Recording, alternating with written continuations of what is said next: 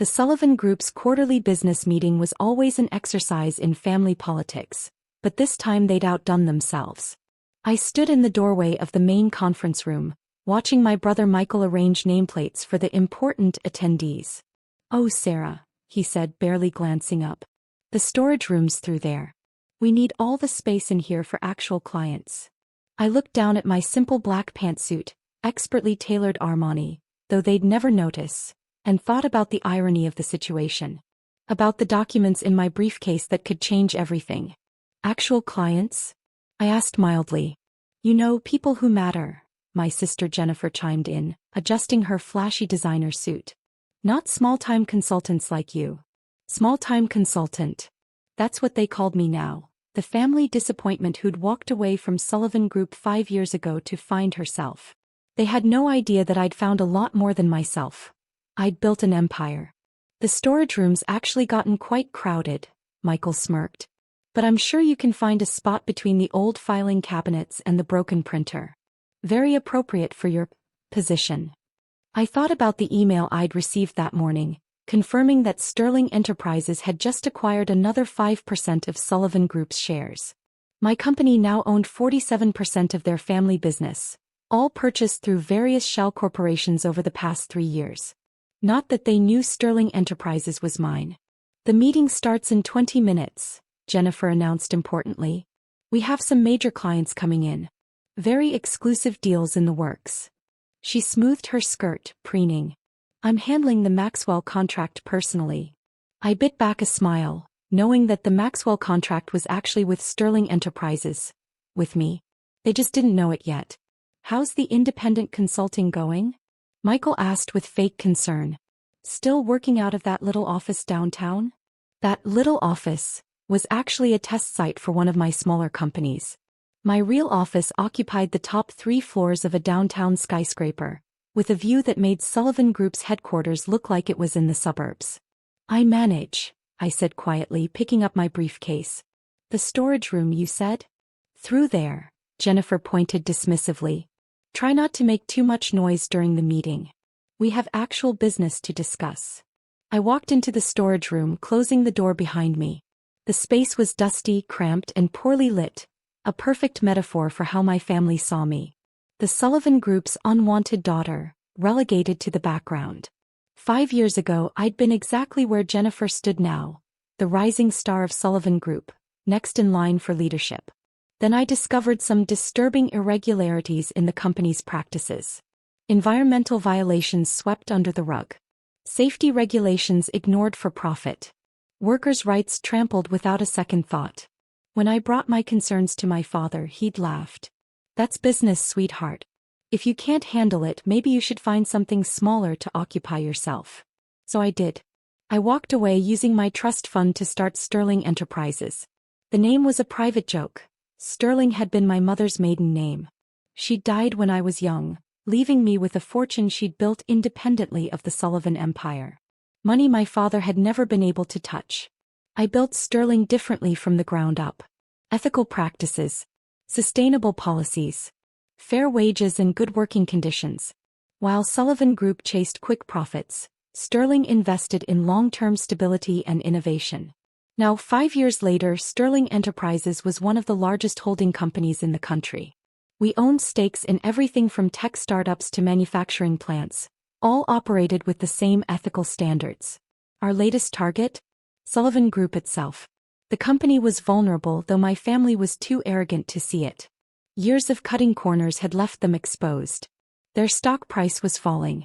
Major clients were jumping ship. They needed a massive capital injection to survive, which was exactly why they'd called this meeting. I settled into a dusty chair between filing cabinets, pulling out my laptop. Through the thin walls, I could hear the conference room filling up. Jennifer's voice carried clearly as she greeted people. "Mr. Maxwell. So wonderful to see you. We're very excited about our upcoming partnership." I smiled, knowing that Mr. Maxwell was actually here to meet with Sterling Suhumi. The partnership, Jennifer thought she was negotiating, was actually part of my larger plan to take control of Sullivan Group. My phone buzzed quietly, a message from my assistant. "All preparations in place. Legal team standing by." Other board members have confirmed their support. Another buzz. Mr. Maxwell asks if you want him to maintain the charade through the whole meeting, or reveal your identity early? I considered for a moment, then typed back, let's see how it plays out. But make sure he knows not to sign anything Jennifer puts in front of him. The storage room door opened suddenly, and my father's latest trophy wife stuck her head in. Sarah, your father wants you to keep the door closed during the meeting. We can hear you typing. I nodded politely, thinking about how she'd react when she discovered her prenup had been purchased by Sterling last month, along with the private investigator's photos of her tennis lessons with the pool boy. Through the wall, I heard my father start the meeting. Charles Sullivan, CEO of Sullivan Group and patriarch of the family, still commanded attention when he spoke. But there was an edge of desperation in his voice today that hadn't been there 5 years ago. Ladies and gentlemen, thank you for joining us. As you know, Sullivan Group is exploring new partnership opportunities. Partnership opportunities. Such a nice way of saying they were desperately seeking investors to save them from bankruptcy. The company needed at least $200 million in new capital by the end of the quarter. Coincidentally, that was exactly how much Sterling Enterprises was prepared to offer, with conditions. My laptop showed a notification. Sullivan Group stock had dropped another 2% since market opening. The timing couldn't have been better. I heard Jennifer start her presentation, her voice full of false confidence as she outlined the Maxwell partnership proposal. The same proposal I'd already rejected twice through my Sterling executives. And with Mr. Maxwell's investment, she concluded triumphantly, Sullivan Group will be positioned to expand into new markets. Actually, Mr. Maxwell's familiar voice interrupted, I'm not here to discuss that proposal. I'm here to meet with the CEO of Sterling Enterprises. The room fell silent. I could practically hear Jennifer's perfectly painted smile crack. I don't understand, she stammered. The meeting invitation was arranged through Sterling, Mr. Maxwell confirmed. They now own a significant portion of Sullivan Group's shares, as well as controlling interest in several of your major clients, including my company. That's impossible, my father's voice boomed. We would know if someone was buying up our stock. I stood up, straightening my jacket. It was time. Would you? I asked, opening the storage room door. Like you knew your environmental compliance reports were falsified? Or that your Asian manufacturing plants violate international labor laws? Or that your biggest clients have been looking for an ethical alternative? Every head in the conference room turned toward me. Jennifer's face went pale. Michael dropped his Mont Blanc pen. My father's expression froze somewhere between confusion and dawning horror. Sarah, he managed. What are you talking about? I smiled, stepping fully into the room. Perhaps we should start this meeting over. After all, it's rude to keep your biggest shareholder in the storage room. The silence in the conference room was absolute. I walked to the head of the table, setting my briefcase down with a quiet but deliberate click. Sterling Enterprises, I began, enjoying how my father's face paled at each word, currently owns 47% of Sullivan Group's shares. We also control interests in your major suppliers, hold the majority of your outstanding debt, and as of this morning have partnership agreements with 80% of your client base. That's not possible, Jennifer stammered. Sterling is run by me, I finished simply. Has been since I left Sullivan Group 5 years ago. Though I'm not surprised you didn't know, you've all been too busy cutting corners and chasing quarterly profits to notice who is really buying up your company. Michael found his voice first. But you're just a consultant, working out of some tiny office. That tiny office you love to mock? I smiled. It's one of our research and development sites. My actual office is in the Sterling Tower downtown. You know, the building that makes this one look small. I opened my laptop, connecting it to the room's display screen. Charts and graphs appeared, showing Sullivan Group's declining performance over the past 5 years. Let's review, shall we? Your stock price has dropped 60% since I left. Major clients are fleeing, citing ethical concerns. You're facing 3 separate EPA investigations, and the Department of Labor is very interested in your overseas operations. Now see here, my father started, his face reddening. You can't just come in here and... I can and I am, I cut him off. Because unlike you, I built something sustainable. Something ethical. While you were teaching Jennifer and Michael to hide violations and bribe inspectors, I was creating a company that actually follows the laws. Mr. Maxwell nodded approvingly. That's why we moved our business to Sterling. Their ethical standards are impeccable. Ethics don't pay bills, Jennifer snapped, but her voice wavered. Actually, I clicked to the next slide. They do. Sterling's profit margins are 30% higher than industry standard.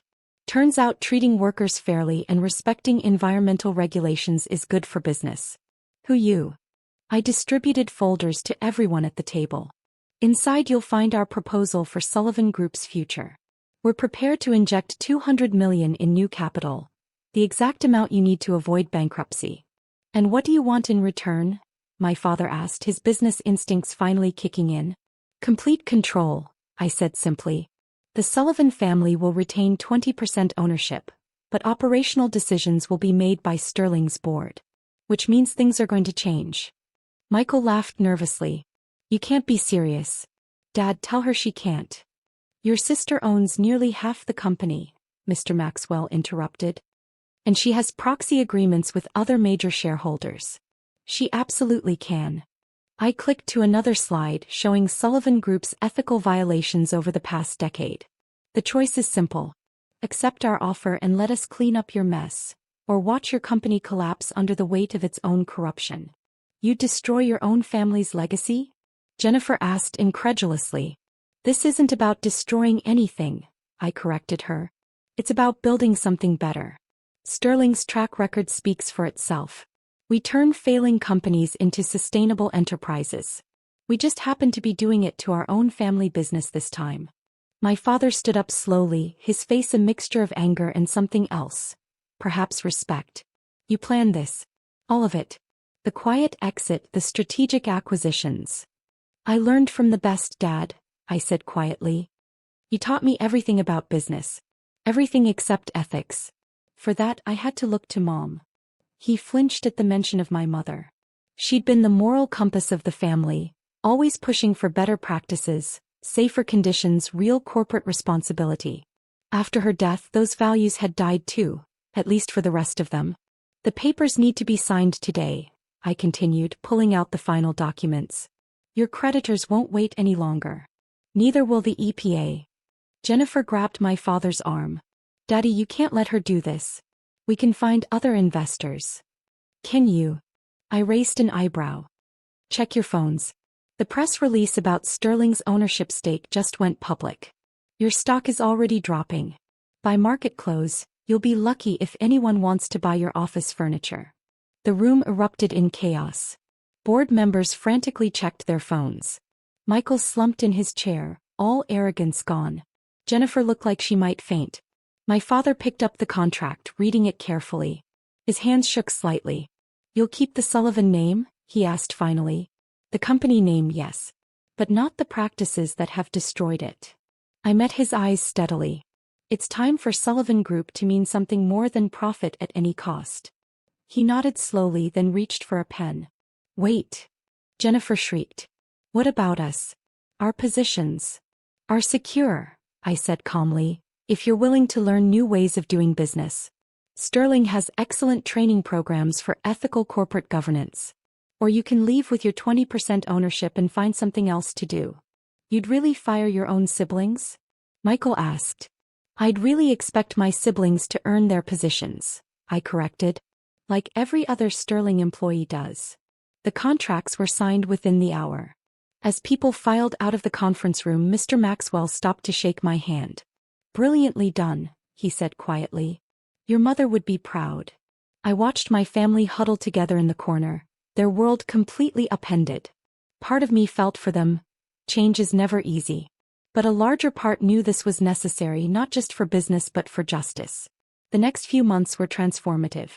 Sullivan Group's unethical practices were systematically dismantled. New policies were implemented.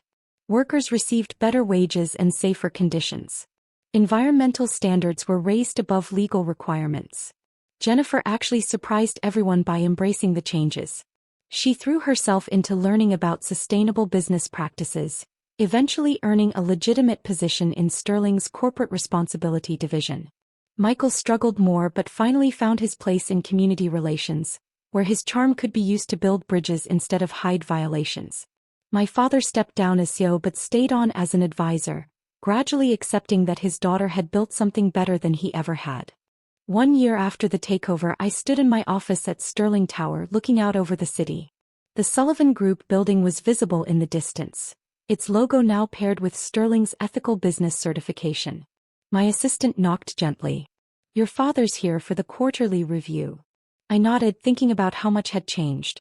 The last time I'd seen my father, he'd actually smiled when showing me the company's new sustainability report. "Send him in," I said. "And Jennifer too if she's available.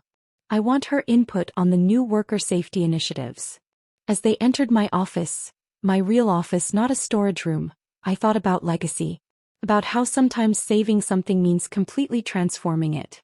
About how the best revenge isn't in destroying what others built, but in building something better yourself. "Ready to review the numbers?" my father asked, actually looking eager to share the improved performance metrics. I smiled, gesturing to the conference table, where everyone had a seat.